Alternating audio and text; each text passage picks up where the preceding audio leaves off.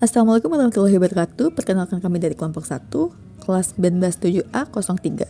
Kali ini kami akan mempresentasikan materi berjudul Intellectual Property atau biasa disebut kekayaan intelektual. Adapun anggota kelompok kami yaitu ada Nur Masitandini, yaitu saya sendiri, Aprilian Septiuti, Reza Giovanni, Diki Septuari Husna, Adimas Tata Ardana, dan Ubaidillah. Kekayaan intelektual itu mengacu kepada kreasi pikiran seperti penemuan, karya sastra dan seni, desain, simbol, nama, dan gambar yang digunakan dalam perdagangan. Nah, hal-hal itu dilindungi oleh berbagai mekanisme hukum, termasuk paten, hak cipta, hak merek dagang, dan rahasia dagang. Perlindungan ini memberikan hak eksklusif kepada pencipta atau pemilik kekayaan intelektual, sehingga mereka dapat mengontrol dan memonetisasi ciptaannya, jadi bisa diuangkan. Oke, selanjutnya ada jenis-jenis kekayaan intelektual. Yang pertama itu paten, lalu ada hak cipta, merek dagang, dan rahasia dagang yang akan saya jelaskan sekarang. Salah satu bentuk perlindungan kekayaan intelektual yang penting itu adalah paten. Nah, paten ini memberikan hak eksklusif kepada penemu untuk mencegah orang lain menggunakan, membuat, atau menjual penemuan mereka tanpa izin. Ini memberikan insentif kepada para peneliti dan penemu untuk berinovasi karena mereka dapat memperoleh manfaat ekonomi dari penemuan mereka. Dalam banyak kasus, paten juga memungkinkan penemu untuk menjual atau melisensikan penemuannya kepada pihak lain, yang dapat meningkatkan nilai ekonomi dari penemuan tersebut. Hak cipta adalah perlindungan kekayaan intelektual yang diberikan kepada pencipta karya sastra, musik, film, atau karya seni lainnya. Dengan hak cipta, pencipta dapat memiliki hak eksklusif untuk menggandakan, mendistribusikan, atau mempublikasikan karya mereka.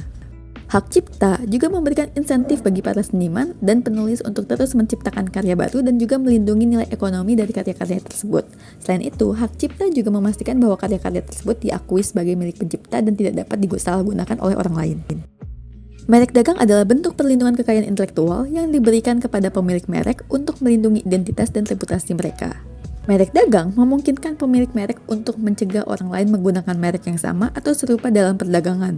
Dengan memiliki merek dagang yang kuat, pemilik merek dapat membangun kesetiaan konsumen dan membedakan produk atau layanan mereka dari pesaing. Merek dagang juga memberikan nilai tambahan ekonomi yang signifikan karena merek yang terkenal dapat menjadi aset berharga yang dapat diperdagangkan dan dilisensikan.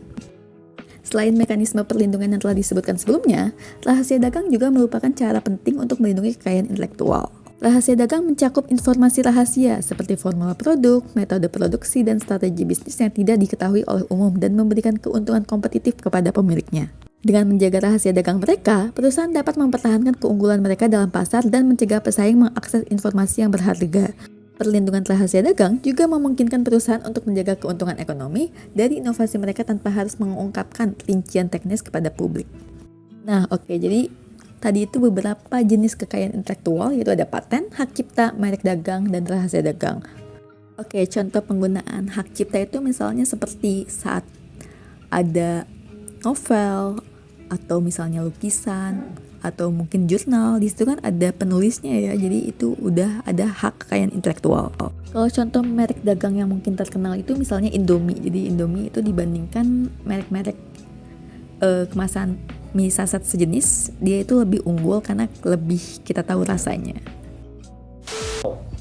Cyber law adalah aspek hukum yang ruang lingkupnya meliputi setiap aspek yang berhubungan dengan orang perorangan atau subjek hukum yang menggunakan dan memanfaatkan teknologi internet yang dimulai pada saat mulai online dan memasuki dunia cyber atau dunia maya. Setiap negara yang memfasilitasi kehidupan bernegara dengan penggunaan sistem elektronik dan internet yang maju, secara tidak langsung perkembangan cyber law di dalamnya turut maju.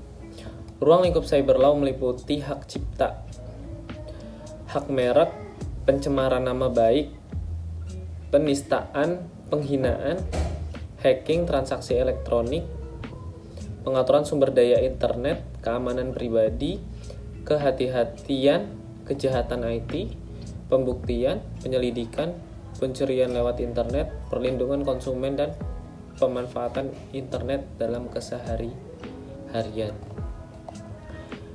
Karena erat katanya dengan upaya pencegahan tindak pidana dan penanganan tindak pidana, maka cyber law menjadi dasar hukum dalam proses penegakan hukum terhadap kejahatan elektronik yang termasuk juga di dalamnya kejahatan pencurian uang, dan kejahatan teroris.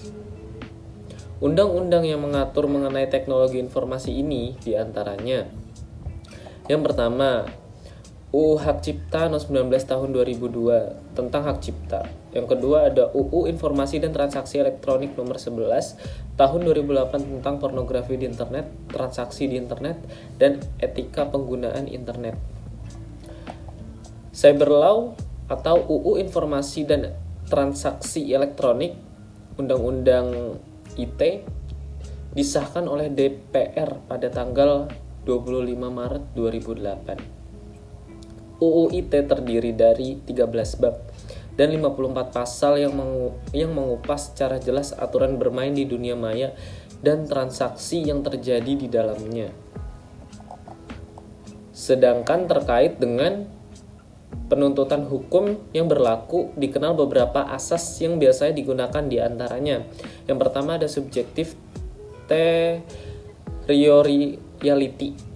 Hal ini menekankan bahwa keberlakuan hukum ditentukan berdasarkan tempat perbuatan yang dilakukan dan penyelesaian tindak pidana dilakukan di negara lain. Yang kedua, objektif territoriality menyatakan bahwa hukum yang berlaku adalah hukum akibat sebuah perbuatan terjadi dan memberikan dampak yang sangat merugikan bagi negara yang bersangkutan. Yang ketiga ada nationality, menentukan bahwa negara mempunyai yurisdiksi untuk menentukan hukum berdasarkan kewarganegaraan pelaku. Yang keempat ada passive nationality, menekankan yurisdiksi berdasarkan kewarganegaraan korban. 5. Protective principle, menyatakan berlakunya hukum didasarkan atas keinginan negara untuk melindungi kepentingan negara dari kejahatan yang dilakukan di luar wilayahnya, yang umumnya digunakan jika korban adalah negara atau pemerintah. Yang keenam ada universality. Asas ini memperoleh perhatian khusus terkait dengan penanganan hukum. Kasus-kasus cyber, asas ini menentukan bahwa setiap negara berhak menangkap dan menghukum para pelaku pembajakan. Lalu kemudian asas ini diperluas hingga mencakup kejahatan terhadap kemanusiaan dan terus dikembangkan untuk kejahatan sangat serius berdasarkan perkembangan hukum internasional. Yang kedua ada manfaat. Indonesia memiliki banyak talenta di bidang industri kreatif. Setiap harinya muncul konten-konten kreatif yang segar karya anak bangsa di berbagai bidang. Ide kreatif yang berlimpah ini sebenarnya adalah sumber daya tanpa batas yang memiliki nilai ekonomi sangat tinggi. Karena itu pemerintah menghimbau masyarakat, khususnya pelaku ekonomi kreatif, untuk sadar pentingnya hak kekayaan intelektual (HKI). KI didefinisikan sebagai hak untuk memperoleh perlindungan secara hukum atas kekayaan intelektual sesuai dengan peraturan perundang-undangan di bidang HKI. Beberapa bentuk HKI antara lain hak paten, merek desain industri, hak cipta, indikasi geografis, rahasia dagang, dan desain tata letak sirkuit terpadu (DTLST). Hal ini dilakukan pemerintah sebagai bentuk perlindungan hukum bagi pemilik hak cipta atau para pelaku industri kreatif. Melihat hal tersebut, dapat dikatakan jika Indonesia saat ini telah memiliki sistem perlindungan hukum atas hak kekayaan intelektual (HKI) yang sangat kuat. Bagi sektor ekonomi kreatif, adanya perlindungan tersebut tentu merupakan kabar baik. Pasalnya, jika seorang terbukti melanggar hak ciptaan, maka sanksi yang dikenakan tidak sembarangan. Sebut saja dalam Undang-Undang Nomor 28 Tahun 2014 tentang hak cipta, pasal 113 ayat 1 menyebutkan seseorang yang terbukti melanggar hak cipta dapat dikenakan pidana penjara paling lama 1 tahun dengan denda paling banyak, yaitu tebusannya 100 juta rupiah. Jelas angka yang cukup fantastis ini dapat memberikan efek jera bagi pelanggar hak kekayaan intelektual. Jadi, para pelaku ekonomi kreatif yang telah memiliki hak kekayaan intelektual tidak perlu khawatir jika produknya diambil atau ditiru kompetitor. Pasalnya, HKI telah melindungi suatu produk dari kemungkinan klaim produk lain. Jadi tidak usah khawatir lagi. Sekian, terima kasih. Pada bagian ini saya akan menjelaskan mengenai peran intellectual property di dalam suatu bisnis. Peran intellectual property sendiri, yaitu IP yang bisa disingkat, dalam bisnis sangatlah krusial karena IP berperan sebagai fondasi utama dalam melindungi, mengelola, dan juga mengembangkan aset intelektual suatu perusahaan. Hak paten, merek dagang, dan hak cipta serta rahasia dagang adalah beberapa instrumen yang memungkinkan suatu perusahaan untuk melindungi inovasi yang telah mereka ciptakan. IP membantu memastikan bahwa hasil dari penelitian dan pengembangan tidak cuma dikelola dengan bijaksana, namun juga memberikan insentif dan atau kompensasi untuk terus berinovasi.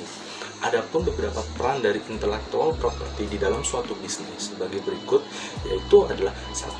Peran intellectual property di dalam mempertahankan keunggulan kompetitif. Peran intellectual property dalam mempertahankan keunggulan kompetitif merujuk kepada kontribusi dan nilai yang diberikan oleh hak kekayaan intelektual dalam memastikan bahwa posisi suatu perusahaan dapat unggul dan berkelanjutan di pasar. Berikut beberapa maksud dari peran IP dalam konteks ini, yaitu adalah perlindungan inovasi. IP memberikan perlindungan hukum terhadap inovasi dan penemuan unik perusahaan. Dengan demikian, perusahaan dapat menghindari risiko imitasi atau pengkopian oleh pesaing lainnya dan mempertahankan keunikan produk atau layanan yang mereka ciptakan. Lalu ada diferensi merek.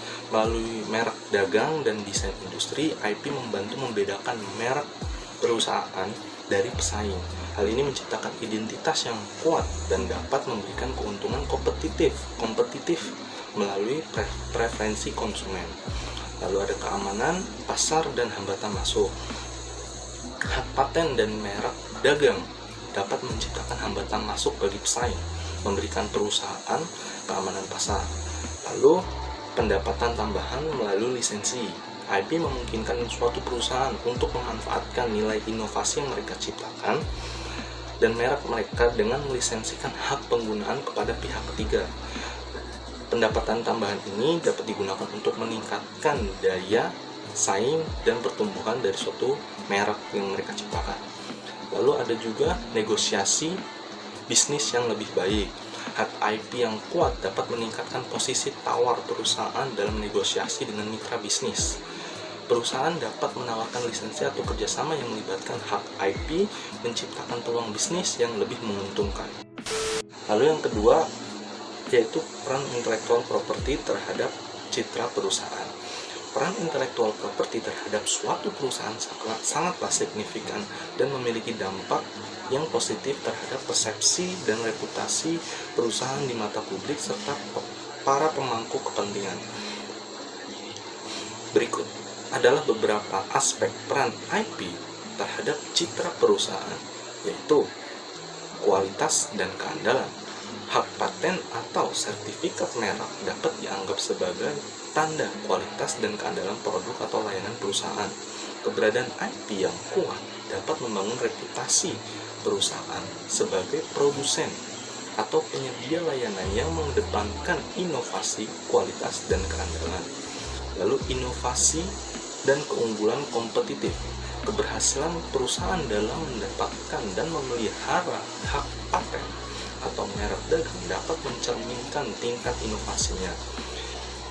Lalu ada pengakuan di pasar.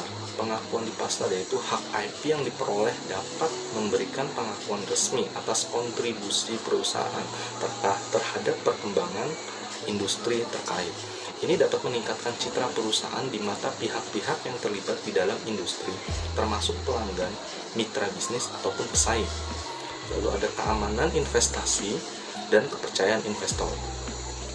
Perusahaan dengan portofolio IP yang kuat dapat memberikan kesan inovatif dan modern. Ini dapat meningkatkan citra perusahaan sebagai entitas yang selalu berada di garis depan teknologi dan tren industri. Lalu yang ketiga ada peran intellectual property terhadap nilai merek. Peran intellectual property terhadap nilai merek suatu perusahaan di dalam bisnis sangatlah penting dan mencakup beberapa aspek kunci, yaitu perlindungan terhadap imitasi, hak IP terutama hak merek dan desain industri, melindungi merek dari upaya imitasi dari para pesaing perusahaan yang berada di industri terkait. Perlindungan ini penting untuk menjaga keaslian merek dan mencegah merek dianggap sebagai produk yang generik. Lalu ada kepercayaan konsumen. Mempertahankan hak IP memberikan kepercayaan kepada konsumen. Konsumen cenderung memiliki kepercayaan lebih besar terhadap merek yang memiliki hak hukum atas produk atau layanannya, meningkatkan nilai merek di mata konsumen. Lalu ada pengelolaan portofolio merek. Hak IP memungkinkan perusahaan mengelola portofolio merek dengan efektif. Perusahaan dapat memiliki strategi portofolio merek yang kuat yang dapat menciptakan nilai keseluruhan yang lebih besar daripada nilai individu dari setiap merek. Lalu pengakuan dan penghargaan di industri. Mempunyai hak IP yang kuat dapat memberikan pengakuan dan penghargaan di industri. Ini menciptakan citra perusahaan sebagai pemimpin yang menghargai inovasi dan melindungi aset intelektualnya. Lalu pada bagian berikutnya akan dijelaskan oleh rekan kami yaitu Aprilian Sepdioti mengenai tantangan dalam mengelola pembajakan, pemalsuan, dan kehilangan kekayaan intelektual. Persilahkan. Tantangan dalam mengelola pembajakan dan pemalsuan dalam aspek kehilangan kekayaan intelektual. Tantangan dalam mengelola pembajakan, pemalsuan, dan kehilangan kekayaan intelektual merupakan isu yang kompleks dan memerlukan perhatian serius. Pelanggaran hak kekayaan intelektual, baik dalam bentuk pembajakan maupun pemalsuan, dapat memiliki dampak yang merugikan, termasuk kehilangan pendapatan, kerugian pekerjaan, hilangnya kepercayaan, pengaruh negatif pada pasar, dan kerugian ekonomi secara keseluruhan. Untuk mengatasi tantangan ini, edukasi dan kesadaran masyarakat tentang pentingnya perlindungan hak kekayaan intelektual menjadi kunci. Selain itu, implementasi sistem hak kekayaan intelektual dan tindakan hukum yang tegas juga diperlukan untuk mencegah dan menangani pelanggaran hak kekayaan intelektual. Dengan demikian, upaya kolaboratif dari berbagai pihak terkait sangat diperlukan untuk mengatasi tantangan ini dan menjaga keberlangsungan ekosistem bisnis berbasis kekayaan intelektual. Dalam konteks Indonesia, upaya pencegahan pelanggaran hak kekayaan intelektual telah dilakukan melalui edukasi dan kesadaran masyarakat. Direktorat Jenderal Kekayaan Intelektual atau DJKI telah melakukan berbagai kegiatan, termasuk webinar untuk meningkatkan kesadaran terkait pemalsuan dan pembajakan. Selain itu, implementasi Tridharma perguruan tinggi dengan muatan kekayaan intelektual juga menjadi fokus dalam upaya meningkatkan pemahaman masyarakat terhadap manfaat sistem hak kekayaan intelektual. Dengan demikian, langkah-langkah konkret telah diambil untuk mengatasi tantangan dalam mengelola pembajakan, pemalsuan, dan kehilangan kekayaan intelektual di Indonesia. Pembajakan dan pemalsuan dalam konteks kekayaan intelektual merujuk pada pelanggaran hak atas kekayaan intelektual atau HAKI, seperti hak cipta, merek dagang, dan hak paten. Perbajakan merujuk pada tindakan memperbanyak ciptaan orang lain tanpa izin, sedangkan pemalsuan merujuk pada tindakan meniru atau meniru dengan modifikasi suatu karya cipta milik orang lain dengan tujuan mengelabui konsumen atau memperoleh keuntungan. Pelanggaran hak kekayaan intelektual dapat menyebabkan kerugian ekonomi yang signifikan bagi pemilik sah dari hak kekayaan intelektual tersebut, serta merugikan konsumen dan mekanisme pasar yang sehat. Tantangan dalam mengelola hak kekayaan intelektual, khususnya dalam pembajakan dan pemalsuan, melibatkan beberapa aspek penting yang perlu diperhatikan. Berikut ini adalah beberapa poin penting yang dapat diperhatikan. Pertama, pelanggaran hak kekayaan intelektual. Pelanggaran hak kekayaan intelektual, khususnya merek, dapat mengakibatkan kerugian negara di sektor perekonomian dan perdagangan, baik pada tingkat nasional maupun internasional. Kedua, pengaruh teknologi. Pengaruh teknologi terhadap perkembangan hukum hak kekayaan intelektual di Indonesia meliputi pembajakan yang dapat memperbanyak ciptaan orang lain dengan tenaga, pikiran, imajinasi, kreativitas, emosi, suasana batin, dan keahlian dalam menghasilkan suatu karya. Ketiga, pendidikan dan kesadaran. Untuk menghindari pembajakan, pemalsuan, atau pemiripan suatu karya, perlu dilakukannya edukasi oleh calon pemangku kepentingan dalam rezim kekayaan intelektual. 4. Implementasi sistem hak kekayaan intelektual atau HAKI. Implementasi Tridharma perguruan tinggi dengan muatan kekayaan intelektual harus menjadi pusat dalam mengatasi pelanggaran hak kekayaan intelektual. Kelima, perlindungan hak kekayaan intelektual. Perlindungan hak terhadap hak kekayaan pribadi telah menjadi faktor kunci dalam pertumbuhan ekonomi, terutama bagi pemilik hak kekayaan intelektual tersebut. Mengenai tantangan dalam mengelola hak kekayaan intelektual, penting bagi negara berkembang termasuk Indonesia untuk memahami dan menerapkan hukum yang menjaga hak kekayaan intelektual serta mengatasi pelanggaran hak kekayaan intelektual. Hal ini akan membantu dalam menjaga kesejahteraan dan keselamatan jiwa manusia serta meningkatkan daya saing tinggi negara di dunia.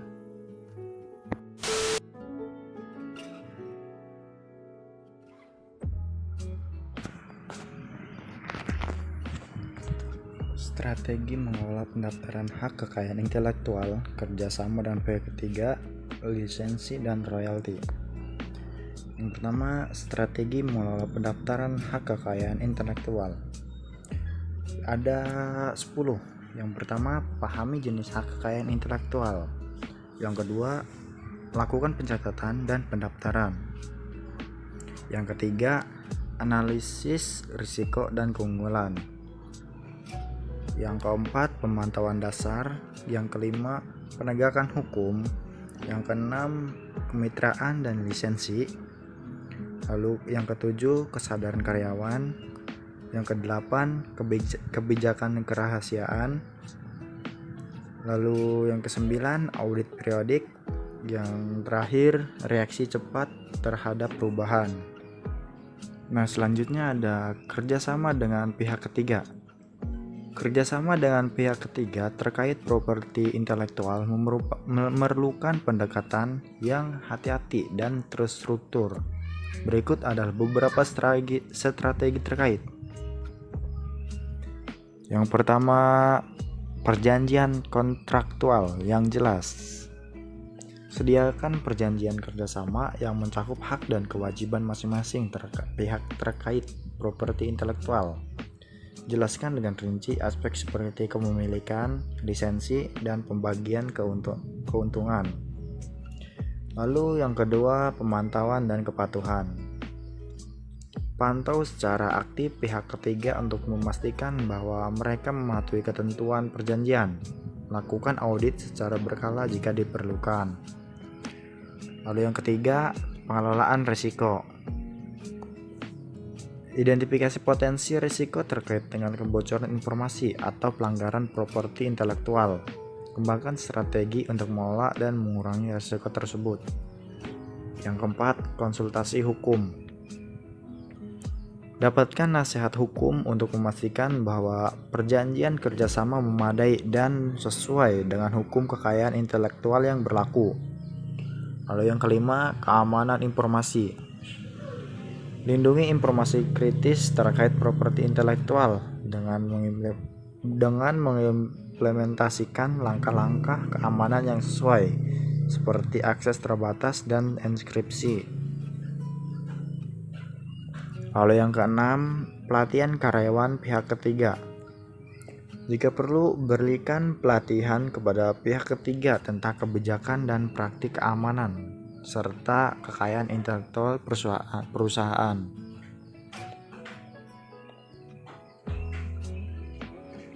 Lalu ada yang ketujuh, pembagian manfaat yang adil.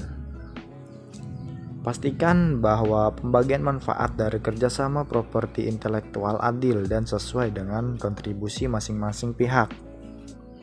Lalu yang kedelapan, pengelolaan konflik. Tetap komunikatif dan siap mengelola konflik yang mungkin timbul sehubungan dengan kepemilikan atau penggunaan properti intelektual.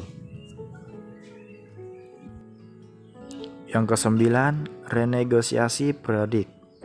Jika perlu, buat ketentuan untuk renegosiasi perjanjian secara berkala untuk mencerminkan perubahan dalam lingkungan bisnis atau strategi perusahaan. Lalu yang terakhir, pemantauan pasar. Selalu awasi perubahan di pasar dan industri